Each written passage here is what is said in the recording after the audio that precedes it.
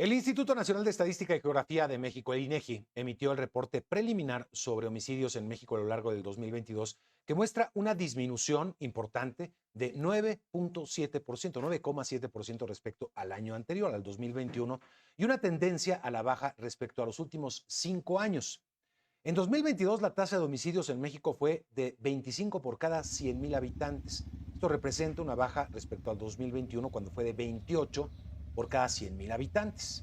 En números totales, se reportaron 32,223 homicidios en el país, siendo la cifra más baja desde 2018, cuando se registraron 36,685 homicidios. La mayoría de los homicidios en México en 2022 se cometieron por arma de fuego, por disparo en 67.6%, seguido por arma blanca con un 9.7% y ahorcamiento 7.4%. Finalmente, los estados con mayor número de homicidios son Guanajuato en primer lugar, seguido del Estado de México en segundo, luego Baja California, Michoacán, Chihuahua y Jalisco. Tan solo en esos 6 estados se concentra el 50% de los homicidios en el país.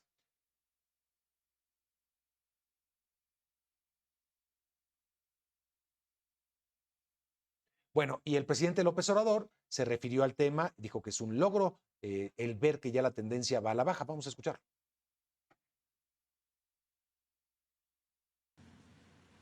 Hay una disminución de el 10% del 2021 al 2022.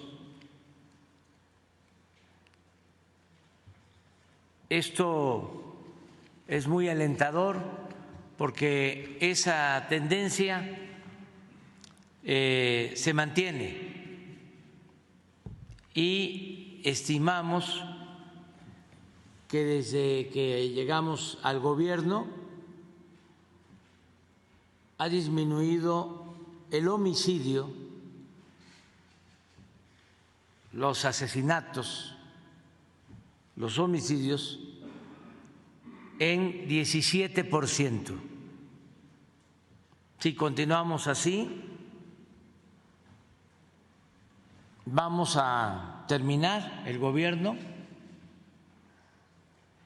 alrededor del 20% de disminución en homicidios.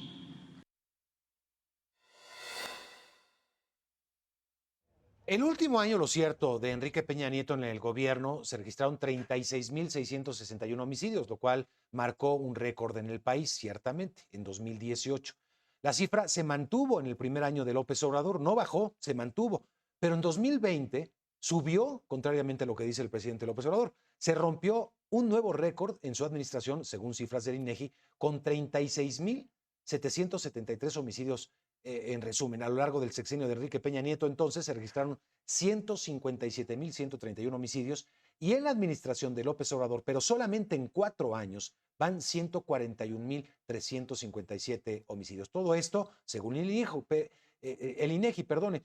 Pero respecto a la cifra de 2022, varía mucho con otros datos, los datos del Secretariado Ejecutivo del Sistema de Seguridad Nacional, que ubica el número de homicidios en ese año, en 2022, en 42,888, es decir, casi 10,000 más que los datos del INEGI. Así que hay una contradicción entre estas dos instancias. Vamos a analizar todos estos datos sobre las tendencias también de los homicidios en México con David Saucedo.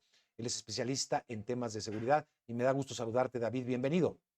¿Qué tal, Mario? ¿Cómo estás? Qué gusto saludarte a ti, el auditorio, a tus órdenes.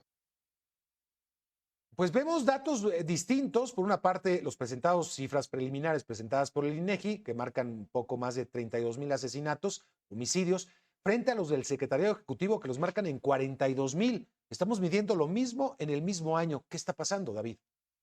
Lo que vemos es una elaborada operación de maquillaje de cifras por parte del gobierno de Andrés Manuel López Obrador. Te diría, cuando menos, que hay 3 elementos que nos hacen suponer que el gobierno federal está falseando los datos.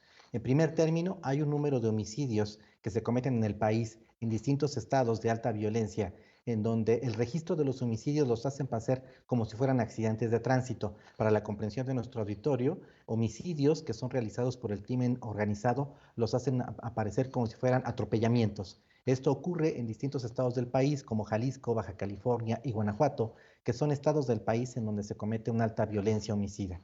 En segundo término, los grupos del crimen organizado, los cárteles de la droga, están instrumentando una estrategia de desaparición de cadáveres.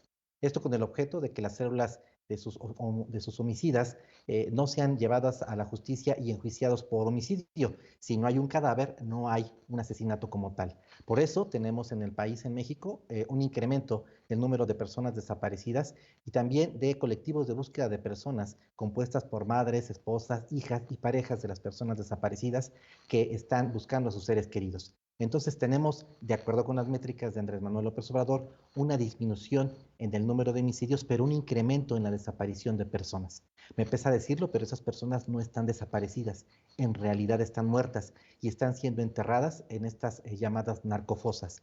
Y finalmente, hay algunas regiones en efecto del país que están pacificándose, pero no se debe a una labor de las autoridades, sino debido a que grupos del crimen organizado están conquistando territorios y pacificando esas zonas, como lo ha venido haciendo el cártel Jalisco Nueva Generación en algunas regiones de Guanajuato o de Michoacán. David, las cifras entre el secretariado, entonces, ¿cuáles cifras se acercan más a la realidad? ¿La del secretariado ejecutivo que marca 42,000 muertes por asesinato en 2022 o las del INEGI que lo ubican en 32,000, un poco más de 32,000, David? Yo creo que las del Sistema Nacional de Seguridad Pública, con estas salvedades que te acabo de comentar, son un poco más precisas y aún así Sí, subestiman el número de homicidios que se cometen en el país. Yo entiendo perfectamente que sí, el claro. presidente, en la narrativa que está tratando de construir, trate de mostrar un resultado diferente al que todos percibimos. La verdad es que no hay nadie que tenga una percepción como la que señala el presidente, en el sentido que se esté avanzando en el combate al crimen organizado o desarticulando células criminales. Me parece que forman parte de una narrativa de campaña que Ya. está instrumentando el presidente con visos a la elección del próximo año. David, a ver, si tomamos por bueno el tema del INEGI, que fue el que hoy comentó el presidente López Obrador, porque es la cifra más baja y por supuesto políticamente le convenía, pero bueno, si tomamos por bueno esos 32,000, estaríamos hablando de una disminución efectivamente año contra año del 9,7%, 9,7%, David. Esto, en tu punto de vista, insisto, si damos como buena esa cifra, ¿a qué se debería esa reducción, si es que la podemos dar por válida? Yo creo que a los factores que te comentaba en un momento, en principio, hay muchas personas que están siendo encontradas en las narcofosas y esos cadáveres no están siendo reportados en las cifras de homicidios. Por distintas razones, las fiscalías estatales se resisten a incorporar a estos registros de personas Ya. encontradas en los narcocementerios como personas asesinadas. En segundo término, a esta operación de maquillaje de cifras, de hacer pasar homicidios dolosos como si fueran homicidios culposos. Y finalmente, a que en efecto en algunas regiones del país el crimen organizado ha avanzado y ha logrado capturar territorios completos o llegado a pactos criminales.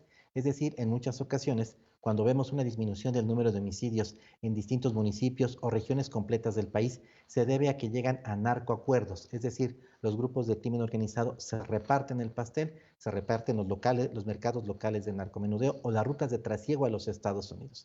Esto evidentemente no tiene que ver con una acción de la autoridad, sino con una paz narca que poco a poco los cárteles están estableciendo en algunos estados de México. Bien, estamos rompiendo récords en materia de homicidios. Definitivamente, en los primeros 4 años de esta administración ya se rompió un récord. Se llega a 147,000, según cifras del INEGI, insisto. Más o menos la cifra de cierre de la administración de Enrique Peña Nieto fueron 157,000. Si tomamos en cuenta estos meses del 2023, ya estaría prácticamente la cifra más o menos igual. Es decir, esto quiere decir inevitablemente que al concluir esta administración en el 2024 estaremos tal vez superando los 200,000 muertos, David, por homicidio. Se trata de un sexenio sangriento. Lo más probable es que en la coyuntura electoral, en donde estén en disputa 9 gubernaturas con alcaldías muy importantes, muchas de ellas que tienen que ver con la instalación de narcolaboratorios, con mercados locales de narcomenudeo o rutas de trasiego a los Estados Unidos, habrá una disputa por el control de estas gobernaturas y de muchas de estas alcaldías, de estos municipios. Lo que vamos a ver es al narco en campaña, apoyando candidatos, apuntalando candidatos o amedrentando a candidatos que no sean de su agrado.